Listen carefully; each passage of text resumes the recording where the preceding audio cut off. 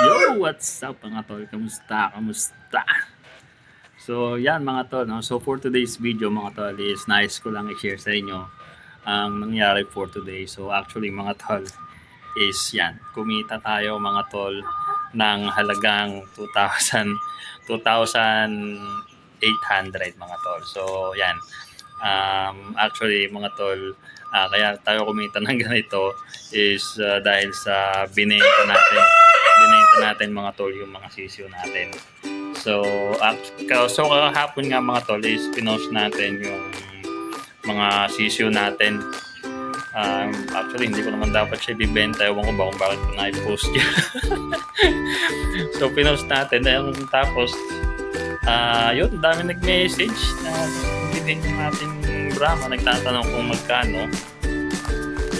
Di yun, sinabi natin yung presyo mga tol. Yun nga, si Sir, nung kaunahan natin yung mga tol, about sa ating Brahma is, sabi niya, gusto niyang makita. Well, sa akin mga tol, okay yun. Mas pabor sa akin yung gano'n na gustong makita ng buyer ng personal yung mga alaga natin. Para syempre, para makilatis nila, di ba? Para makita nila kung anong itsura, ganyan. Para pagdating sa kanila, hindi na sila magre-reklamo or what. So, yun nga, kagabi, nag-chat-chat niya, mga ganyan.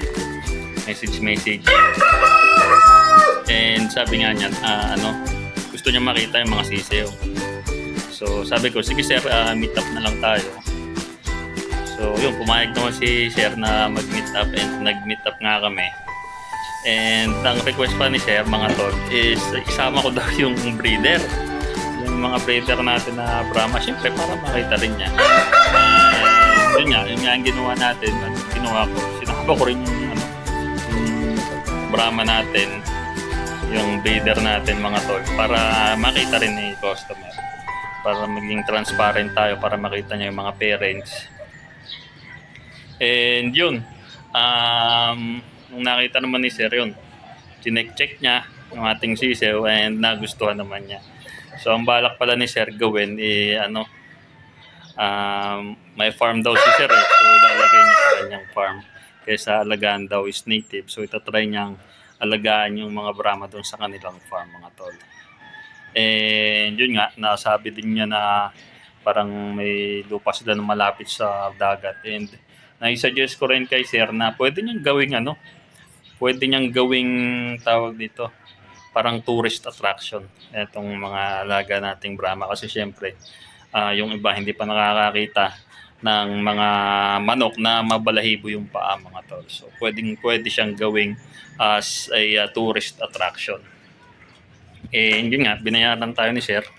So yun, maraming salamat sa iyo Sir sa pagkuha sa ating Brahma. At hindi lang yan mga tol, ang malupit pa dito, since kasama nga natin yung parent stock, so habang nasa biyahe, syempre nagtitinginan yung mga tao kasi e-bike lang yung e-bike yung gamit natin mga tol. So nakikita nila yung manok.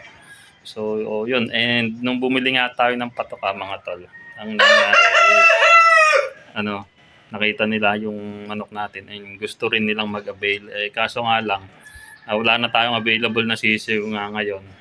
So yun, itatry ulit natin i-condition to. Daming nakakita sa manok natin na gustong mag-avail. Kaso yan, wala na. Yung isang nga doon, yung sa pinaradahan namin kanina, nagtatanong pa kung may available pa daw na sisiyo kasi gusto rin niya. Nakita niya kasi yung mga sisiyo na pinili ni Sir. Sabi ko, naku boss, pasensya na, wala. Wala na tayong sisiyo ng Brahma. Next season. So yan, so madaming nag-aabang.